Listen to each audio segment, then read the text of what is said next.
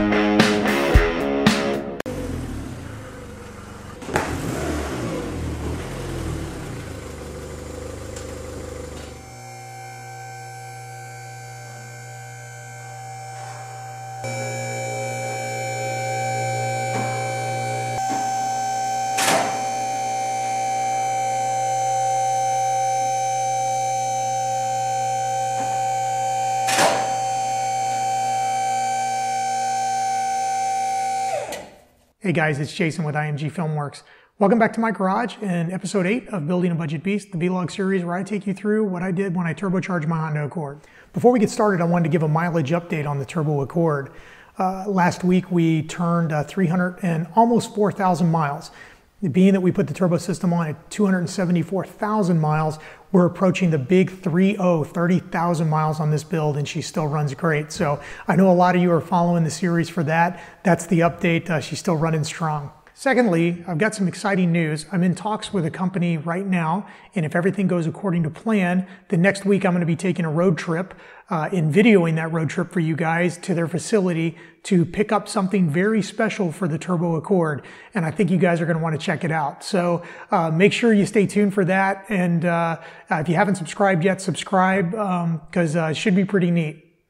And to any of you guys that noticed the t-shirt I was wearing in the start of the video, that's the IMG Filmworks Turbo logo t-shirt. And if you guys think you might want to purchase one to support the channel, it's an ultra cool t-shirt. Stay tuned after the video and I'll have some information on it. All right, in this episode, I want to talk all about brakes and why they're important. Now, everybody knows brakes are important because they help you stop. And especially in the real world, when a child might run out in front of you or some guy blows through a red light, brakes and operating at their top efficiency is really important. What a lot of people don't understand is that they're even more important when you do something like add a turbocharger to your car or a supercharger or nitrous, any kind of performance modification that, the engineers didn't plan for, puts an extra amount of taxation on your braking system. Now you couple this with people taking a little longer than they should to change the pads, or heaven forbid, like in my situation, just really let them go because I keep putting it off saying, oh, well, I got to film it and let them get in really degraded shape. Combining that kind of horsepower with a really degraded system, it's a recipe for disaster. So I just decided after, they started making a lot of noise and just feeling really bad and grabby, that was it. I couldn't wait anymore on the video, and it was a perfect episode for Building a Budget Beast because as you guys know, when you start to modify your car from stock, you really need to be comfortable with all aspects of working on the car, because the further you get it away from factory, the less regular mechanics are going to want to work on it, if at all. And even specialty shops, unless you're willing to pay an arm and a leg for them, and even them, if there's any budget parts on it, they may be leery to touch it because it's just not worth the risk to them of having a customer that says, oh, something broken, it's your fault because you worked on the car. So you need to be comfortable with this, and brakes is a great way to start. So today we're going to take a look at that. We're going to transform these old cruddy rotors. We're going to put new rotors all the way around it. We're going to put new pads on, and I'm going to show you how to do everything. So let's get started. So the first thing I did was jack the car up. Now, I never like to work on a jack. It's dangerous. So I had a couple of 4x4 timbers laying around, and I made sure that was under it for an added margin of safety.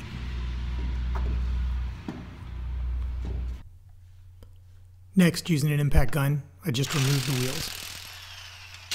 Once the wheels are out of the way, you can see how damaged the rotors are.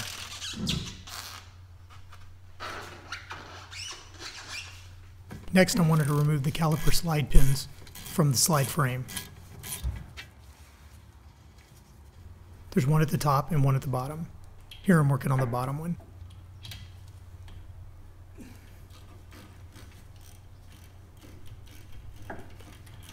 Now these slide pins are greased, and I'll have more about that in a minute. With the bottom one removed and the top one loose, you can swing the caliper up and out of the way to access the pads. Now before separating the slide frame from the caliper body, I wanted to take a look at the pads. Man, were they in bad condition.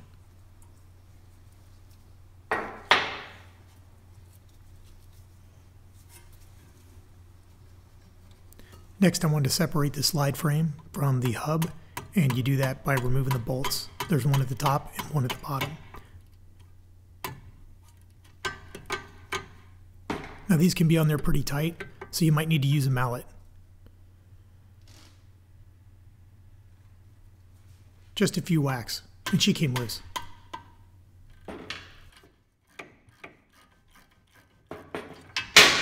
With that removed, the whole caliper body can swing out of the way.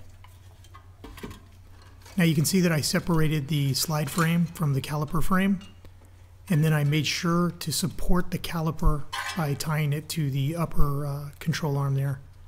You never want to let a caliper hang on its hose, it could damage it. And then I'm able to go ahead and get the rotor off. Now here's these slide pins I was talking about that are greased. What I like to do is go ahead and clean the old grease off and then re-grease them.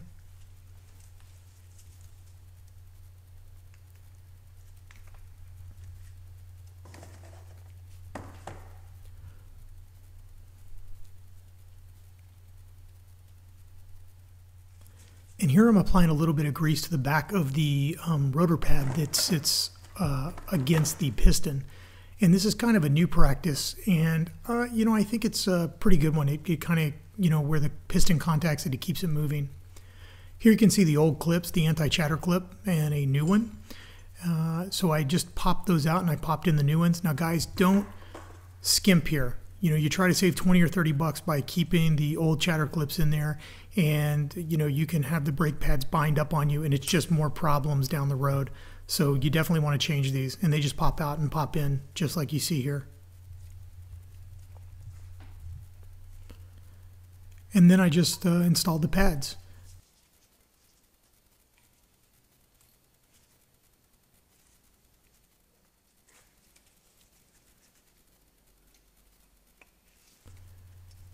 And the slide frame's ready to go back in.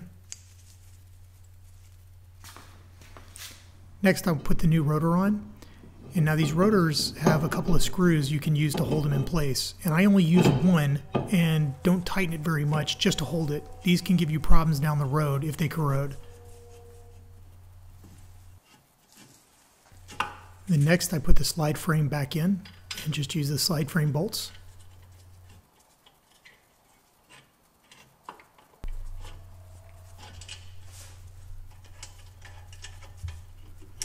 Here's a good shot. You can see how much thicker these pads are in the shiny new rotor. Next, I needed to compress the pistons to get around those thicker pads. A tried and true method is using a C-clamp and a block of wood, and it worked like a charm. And once you compress the piston, the caliper assembly should slide over the new slide frame with the new pads in it. And then you can secure that in place with these slide pins.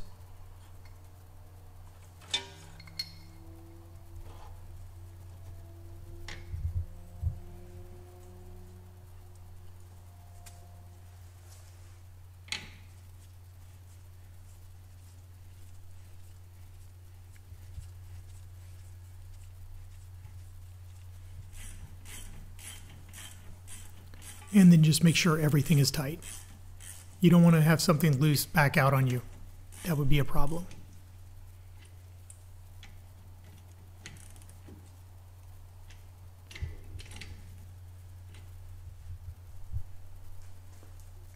And here it is. It's all buttoned up and the wheel's ready to go back on. But before I do that, the last step is to take some brake cleaner and make sure the rotor is completely clean of all grease or anything that you might have touched. And then you can just put the wheel back on and torque it to spec. All right, one down. I'll do the other one, and then I'll meet you at the rear of the car and show you the differences. So here we are at the rear, and then most of the steps are the same. We just remove the wheel. So the rear calipers are a little bit smaller. They do have the same number of bolts. So I'm breaking the bolts loose here that hold the caliper body to the part of the caliper that holds the pads, and I just swing it out of the way. Next, I want to break these bolts loose so I can take the part of the caliper that holds the pads and lift those out and off the rotor.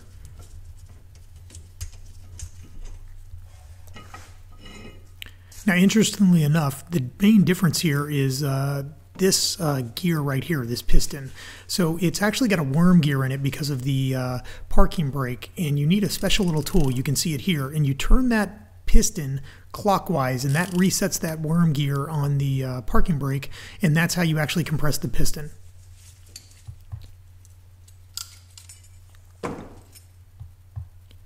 So once we've got the part of the caliper that holds the pads, it's the same as the front. We're going to change the anti-chatter clips. You can see how they're bad.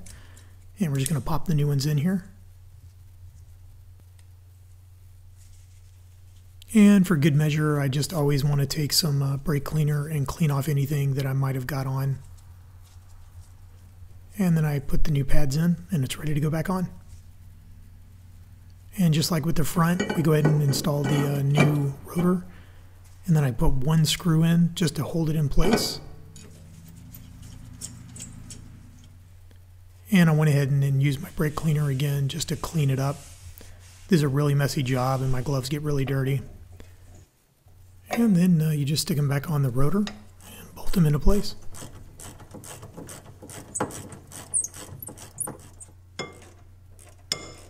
Now, one other change is on the back of this caliper you're seeing right here. I always want to install a new, this is kind of an anti-noise clip. It puts pressure on the top of those brake pads. You'll see it as I swing the caliper on. It's a little springy. So you just pop the old one off and put the new one in. And then I simply put the caliper back on the new pads and tightened all the bolts back up.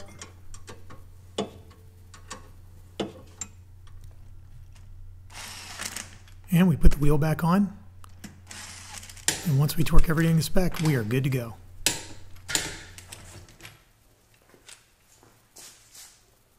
Hey guys, if you're still with me and you want to know about this boosted t-shirt, it's an ultra cool IMG Filmworks Turbo Logo boosted t-shirt, and I designed it, and I thought it'd be really cool to offer it to you guys, my subscribers, and any fans of the series. If you would like to do that, then please reach out to me via YouTube, send me a message, or leave me a comment in any video. And if there's enough interest, then I'm going to make sure that I get a bunch of these printed and have them available for purchase. It's a great way to support the channel, and it's a fun way to show that you love boosted cars. So anyway, let me know, and we'll go from there. And if it works out, I'll let you guys know how to buy one. Thanks. All right, guys, that's it for this video.